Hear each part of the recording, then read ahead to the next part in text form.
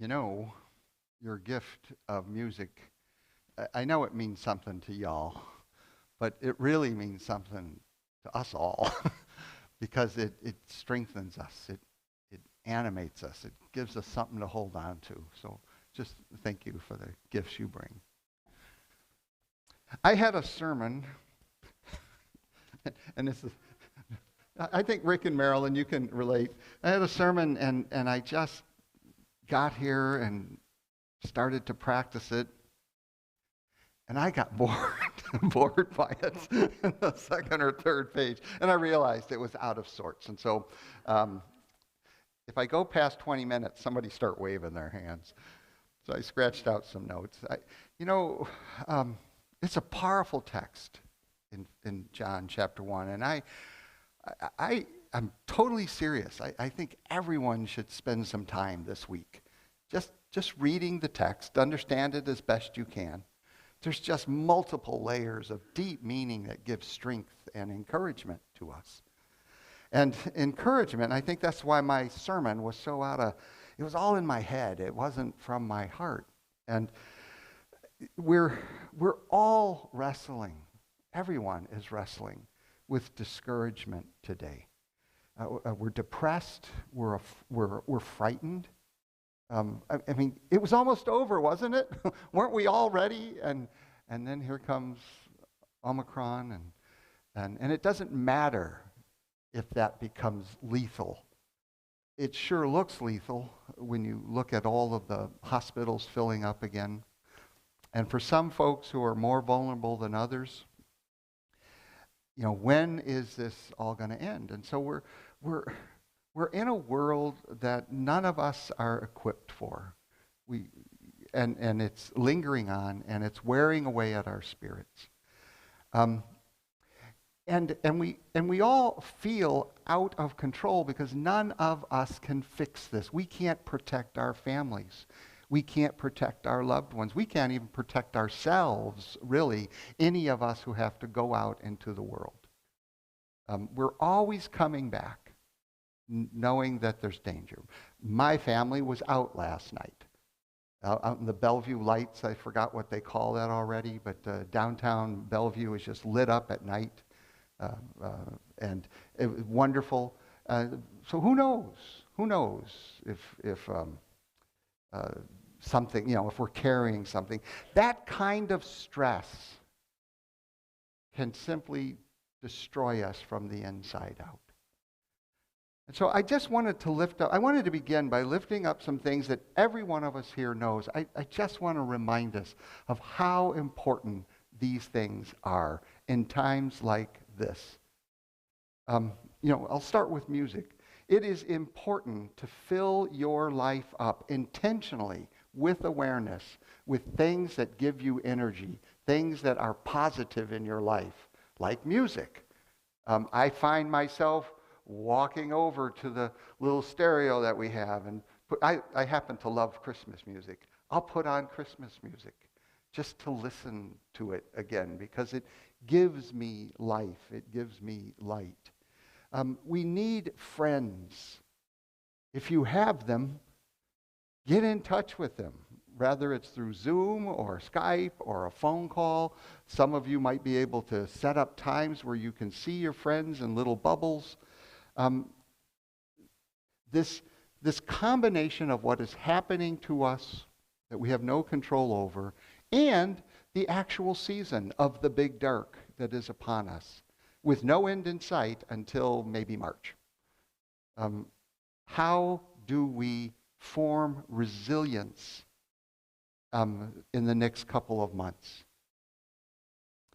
We need friends, and I just want to lift up a reminder of how important it is to muster up the energy and get in touch with your friends. And I'd say the same about family. Now we're coming up to a great family celebration. And I want to encourage you to prepare for those family celebrations. If there's tension in the extended family that gathers, start today to begin to pray for the gathering. To be aware in your own self of how to bring peace, how to bring joy, how to bring love into the situation of the family gathering. Remember that we're all doing the best we can. We're all doing the best we can, and nobody can crack open the other person to see all the stress and strain that's going on in their life. At funerals, one of the things that I have shared quite often with the family is take nothing seriously that you hear from anyone in the extended family. Because people will say the craziest things at a funeral. They'll say things they don't really mean. What they mean is, I love you, I care for you, I want to give you comfort. But what comes out of their mouth is quite often things that, it's not so much that they're offensive, but they are.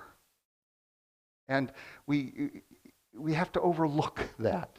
We have to just accept the situation that we're in a moment of sorrow. And I think the same is true for our daily life today. We need more than ever mountains of compassion, because nobody knows how to deal with what we're in. We're just slugging through it. And so I want to encourage you to focus, even if you think you're being selfish, on positive addictions. I hope that, if there are things you do that give you joy, if cooking gives you joy, cook. And if you're full and your family's full, cook for the neighbor down the street and go give a gift and give them delight for a day. If you love to run, run. If you love to read, read. If you love to dance, dance. And I'm serious about walking around Bellevue. Light at night is a glorious thing. And just to go for an hour of strolling around in the light is renewing. Remember to enhance your positive addictions during times like this. And I also think that church is like uber important. Because every day we're being told a story. If you are like me and you begin your day the wrong way being, I read the news. I know it's wrong, but it's just like a scab, and I just have to pick at it, and I open it up. But we're being told a story through the media. And I'm not blaming the media. This is just natural. They are weaving a story every day. The market weaves a story every day. The military weaves a story every day. A government weaves a story every day. Media obviously weaves stories every day. Church also weaves a story. And to be rooted in it and grounded in it can be life-giving. So let me take a few moments to look at this text. In the beginning was the Word. The Word was in God's presence. And what the Word is, the person who wrote this was writing in a Greek worldview. And the Word was logos. And it was kind of, if you think of a blueprint, that's what a logos is. It's kind of the divine structure of life. Those of you who are gifted in biblical reading, those of you who know of the example of wisdom in Proverbs and in some of the Apocrypha books, the wisdom of God. When God was creating, God is not an object. God is not this object outside of space and time that created the universe. There's this incredible, ongoing, overflowing relationship of partnership and communion. And out of that relationship, that connection between word and wisdom, and the creating activity of God, that's how our world came into being. And one of the things that tells us that we need to remind ourselves in times such as this is we're not alone, and it's not totally up to us. In the New Testament, there are two different words for time, and I know all of you have heard this before. There's chronos, that's the ticking of the clock, the moment by moment, every moment of our day. And that's us. We are temporary creatures.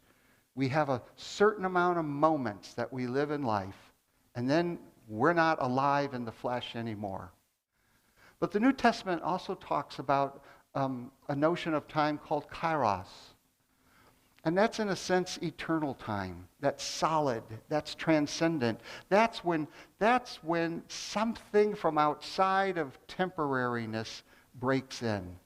I'll give two quick examples, and I know that everyone has examples of their own. One quick example was, of course, my conversion. The story I was living was a story that was killing me. But something happened that I didn't create.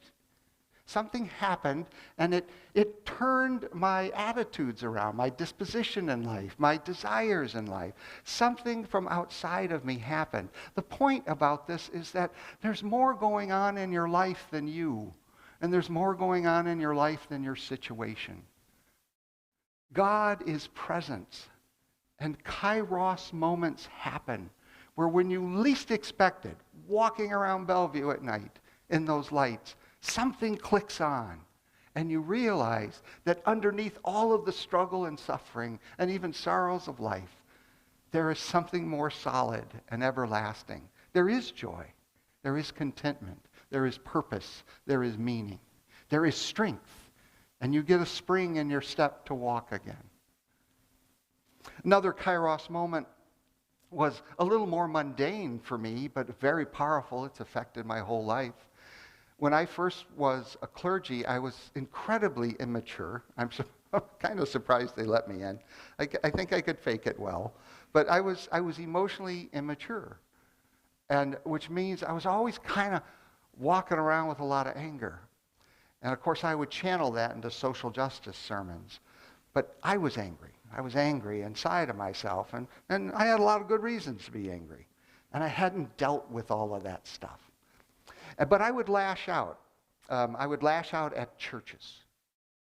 Churches that were nurturing me and feeding me and sustaining me and animating me and reminding me of my story. And I was saying churches are full of a bunch of hypocrites. They don't live out their own story. And clergy are the worst of them all. Which I've never been popular with my colleagues, and I got a lot of amends making before I die. But I wrote the bishop who ordained me, Bishop McConnell, if any of you know him. I just love the man. And I would write these letters, long letters, to this busy, busy man. And I would just go on and on and on about how awful it is. And then I turned those letters and I told Cal himself, Bishop McConnell himself, that he's a hypocrite, that he's paid way too much money, and blah, blah, blah, blah. And he patiently wrote me back every single time. This no account, young, immature clergy. How did I matter in a system of, 280 clergy? I was a nobody. And Cal would write me back.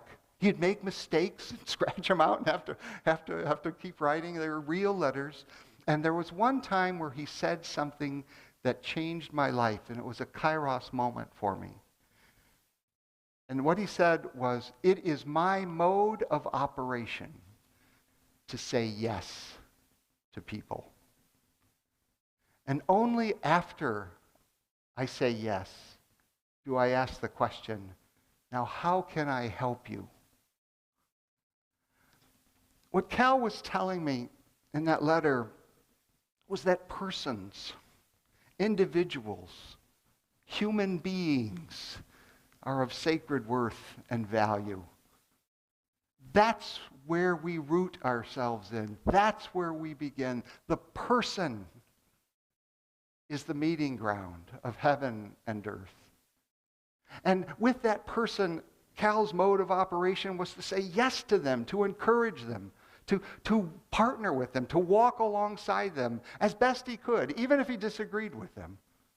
And of course, there was that caveat, now how can I help you? But in his case, he meant it, and that was his style of operation. And it shifted and changed my life to realize that that's where the power is.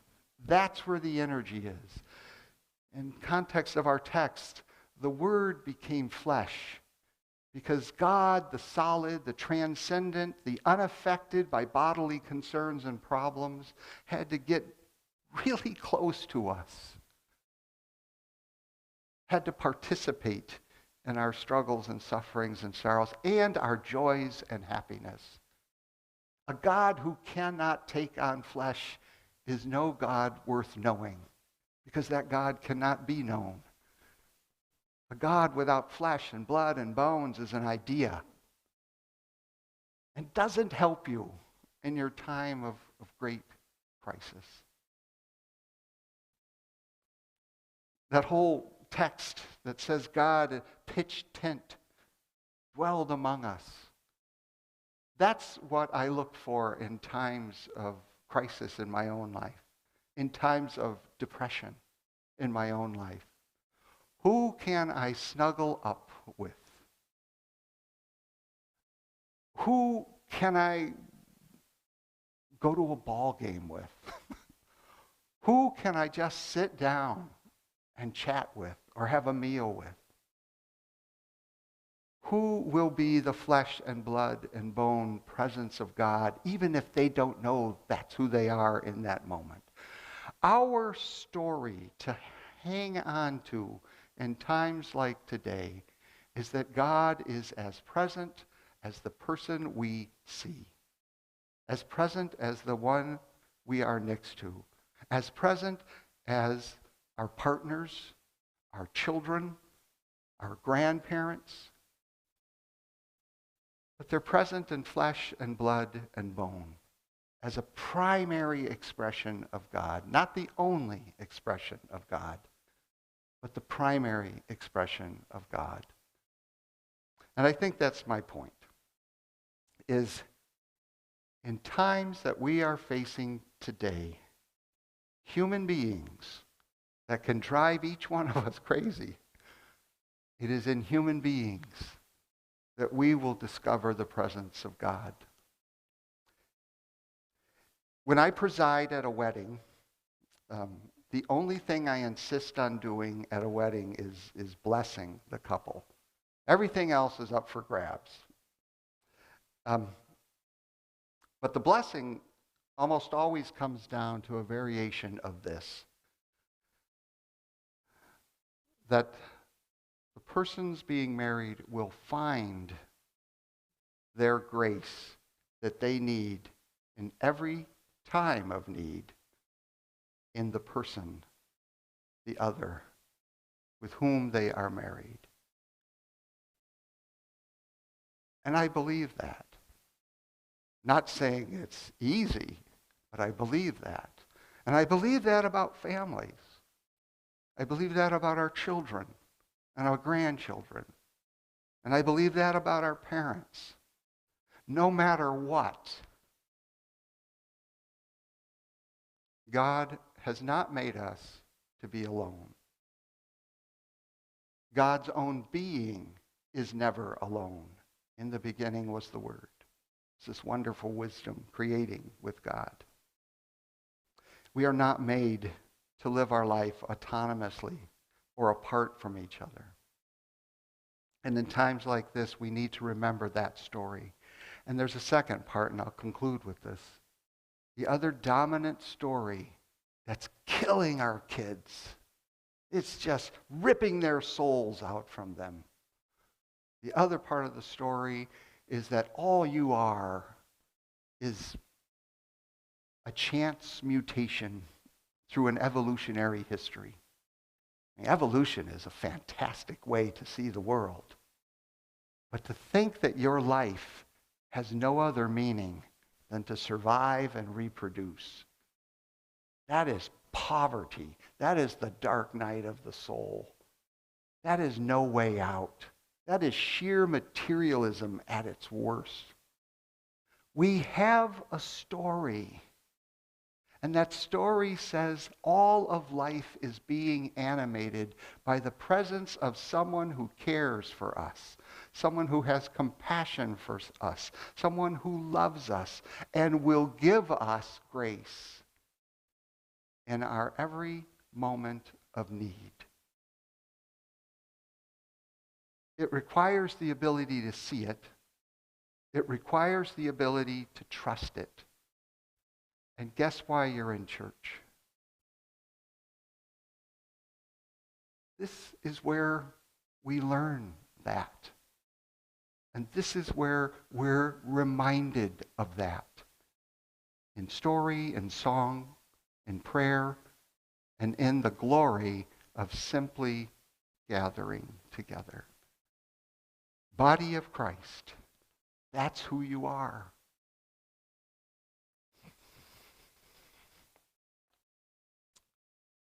A story that is a story that is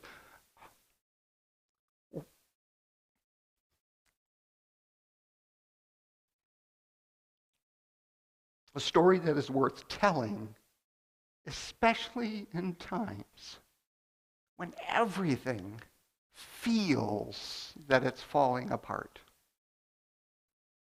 But it's not falling apart. Remember that. Something new is coming. We don't know what. But God is at work.